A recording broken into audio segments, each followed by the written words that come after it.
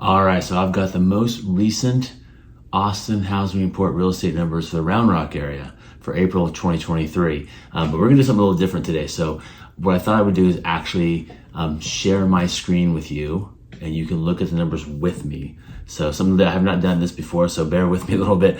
But instead of me just telling you the numbers, which I love doing, I'm gonna go ahead and cut away to my screen and walk through kind of a report that I'll look at pretty normally. And then you can take a look at that, see what you think. Love your feedback on that, after that format of doing it, and that type of information for you. So in case I didn't say, my name is Jeff Miller, and I am a residential real estate specialist in the greater Austin area. And so I focus on Austin and all the communities that surround Austin. But anyway, let's go ahead and cut away to my screen share. I'll walk you through those numbers for Round Rock, and we can talk more from there.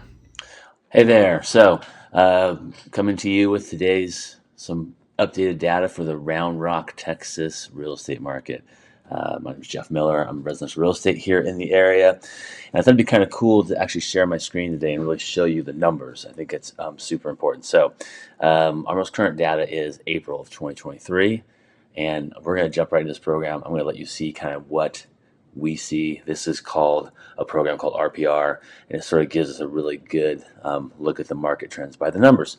And I thought instead of just saying them, you could walk through my screen with me and take a look at them. So check it out. So here we go. Round Rock, Texas, market trends, April 2023.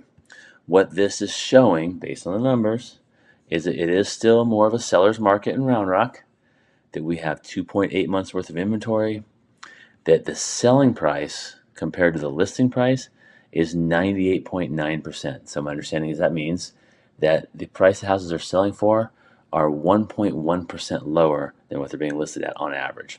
Typically on the market for 41 days, the median price, and this is for single family homes, condos, and townhomes, so it's a little bit of everything, is $462,000.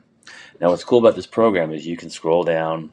It shows you the estimated property values. We're not going to stop at all these. The one I think most people want to see, and we may come back to this new listings, but I think what most people want to see is not that, is you want to see what is actually sold. So if you come down here to sold listings, and let's say it's single family. So I switched this to single family only. This is the month of April for sold listings. And I'm going to go back 2 years. So right now on single family only, the median sale price is $473,000.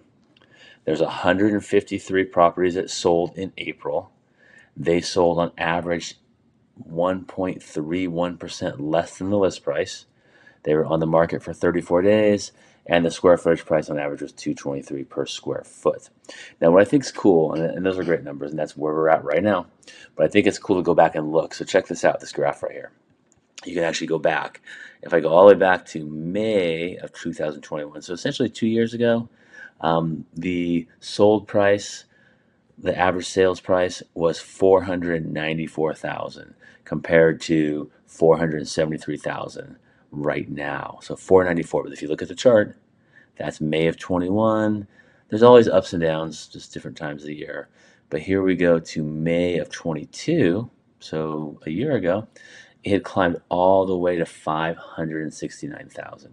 Now we know what happened, right? So first of all, we've had COVID.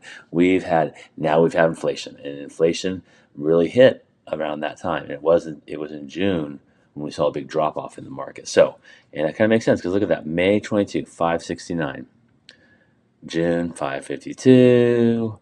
We just keep going down here, 440. So in December, so from June to December, it went from 569 down to 440. Massive off the cliff. A little peak right there, beginning of the year, a drop in February to 430, and now you see it's slowly making that climb back up as we get into the summer selling season, and it's the 473 we talked about. So at the peak, it was 569. Currently, it's 473 in this area. I just think that's fascinating. I actually clicked on this earlier. I went back 3 years and went back to look at that. There's May of 2020. Man, don't you wish you'd bought a house in Round Rock in May of 2020? $310,000 was the average price, and you can see it stayed pretty steady up until January of 2021, where it suddenly started climbing massively. So anyway, I think that's pretty interesting stuff. Love sharing real estate information with you, so I hope that helps you out. and we could scroll through and look at this stuff. I could look at this stuff all day. I think it's fascinating. Active listings. Here's active listings, which means houses currently in the market.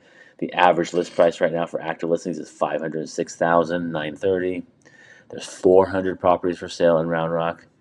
They've been on that for an average of 38 days on the market, and the average square footage price for those properties is $230 a square foot. You go back, and this sort of shows you, again, the graph going back a couple years.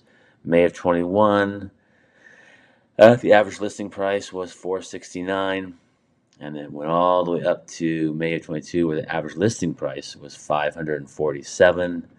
Went all the way down here. The average listing price is $460, and it's climbing back up to where it's at, $506. So anyway, interesting stuff. I hope that gives you a lot of information, stuff to think about.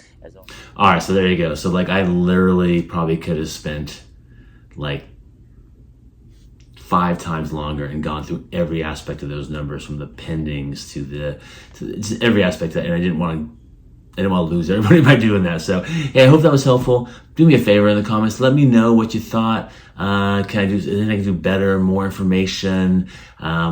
It's just a new format for me. And so I want to be really good at this. And I want to give you the numbers and the information that will help you with real estate in the Austin and Round Rock metro area. So happy to help you out. If you all have any questions as well, feel free to reach out.